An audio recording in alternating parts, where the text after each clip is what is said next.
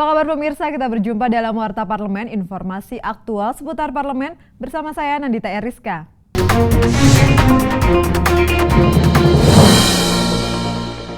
Rapat paripurna DPR RI hari ini mendengarkan tanggapan pemerintah terhadap pandangan fraksi-fraksi DPR mengenai pembicaraan pendahuluan RAPBN tahun 2017. Rapat paripurna juga mengambil keputusan terhadap rancangan undang-undang tentang perubahan kedua atas Undang-Undang Nomor 1 Tahun 2014 tentang Pilkada. Berikut laporan rekan Sanika Sembiring dari ruang rapat paripurna.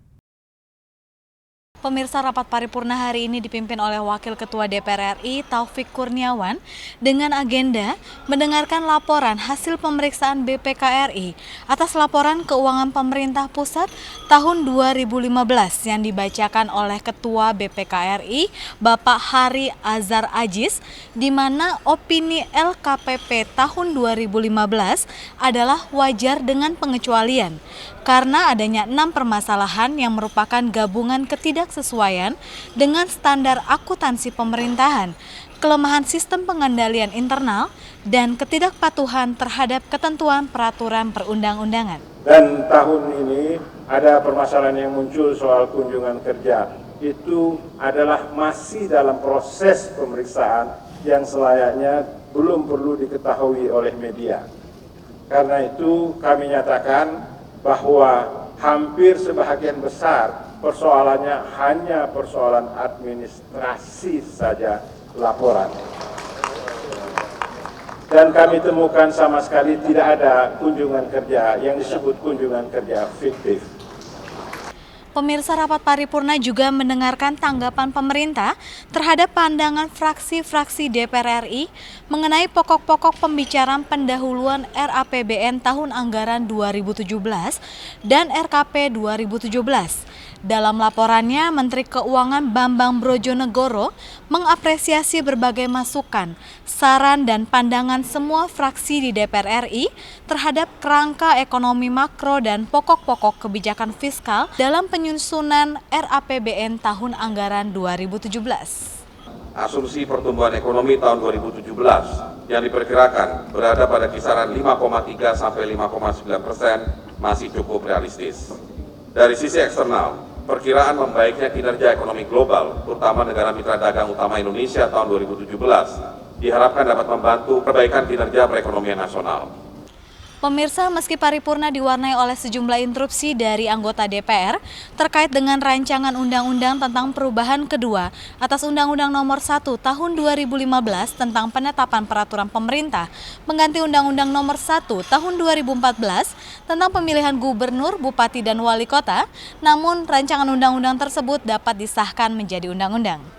Untuk pemilihan gubernur dan wakil gubernur, bupati dan wakil bupati, serta wali kota dan wakil wali kota pada tahun 2020, 2022, 2023, dan 2024 Pilkada serentak nasional. Demikian yang dapat saya laporkan langsung dari ruang rapat paripurna. Sanika Sembiring dan Rizky Kurniawan, TVR Parlemen melaporkan.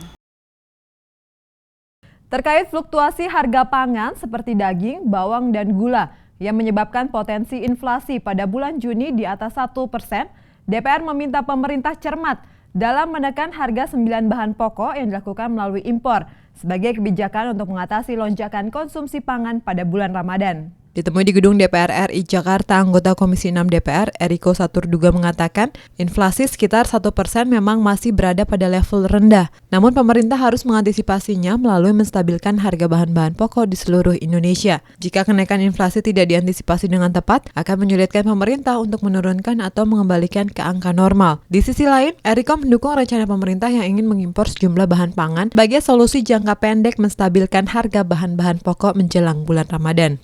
Ini kan hanya sifatnya berjaga-jaga, sifatnya seperti itu. Tapi program jangka panjangnya sendiri kan kita sudah melihat dengan misalnya kerjasama dengan Australia, kerjasama juga dengan menempatkan di NTT dan juga dalam soal kapal, tol laut. Kami akan mendukung hal ini dan ikut mengawasi dan juga mengingatkan pemerintah dalam hal ini. Tapi langkah-langkah komprehensif yang dilakukan ini sebenarnya sudah cukup baik. Tidak jauh berbeda, anggota Komisi 6 DPR Nyat Kadir menduga lonjakan harga bahan-bahan pokok di sejumlah daerah di Indonesia akibat kurangnya stok atau pasokan dalam negeri. Oleh karena itu, Kadir mendukung rencana pemerintah yang ingin melakukan impor sejumlah bahan pangan. Namun Kadir tetap mengingatkan pemerintah berhati-hati dan cermat. Kalau stok ini terbatas dan tidak ada jalan keluar, tidak diimpor, pada saat ini impossible mau menstabilkan harga barang. Jadi impor itu pada suatu saat bukan tidak boleh, pada satu saat ya karena stok dalam negeri kurang ya harus impor. Nanda dan Teguh, TVR Parlemen melaporkan.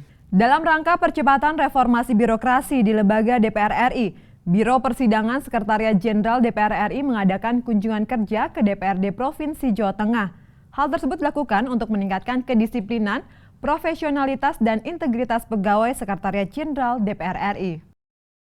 Ditemui usai rapat koordinasi antara Sekretariat Jenderal DPR RI dengan Sekretariat Dewan DPRD Provinsi Jawa Tengah di Semarang baru-baru ini, Ketua Biro Persidangan 2 Sekjen DPR RI Dimyati Sujaa mengungkapkan apresiasinya terhadap kinerja Sekretariat Dewan DPRD Provinsi Jawa Tengah dalam melakukan percepatan reformasi birokrasi.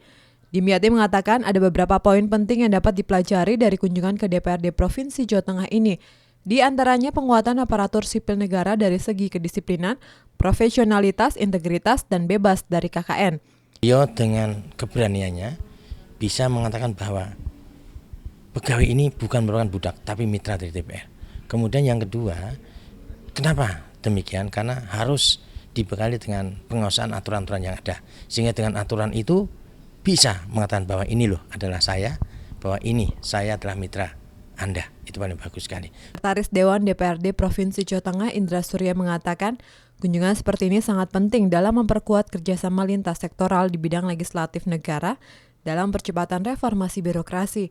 Indra mengungkapkan Sekretariat Dewan DPRD Jawa Tengah berbenah diri dalam meningkatkan profesionalitas dan integritas pegawai dengan sistem punishment dan reward.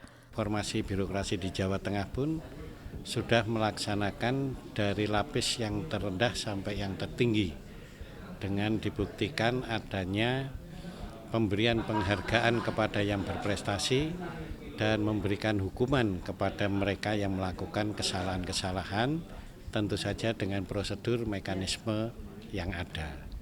Dari Semarang, Alif Auza, TVR Parlemen melaporkan. Demikian Warta Parlemen kali ini, sampai jumpa pada Warta Parlemen berikutnya. Terima kasih atas perhatian Anda, saya Nandita Eriska, wassalam.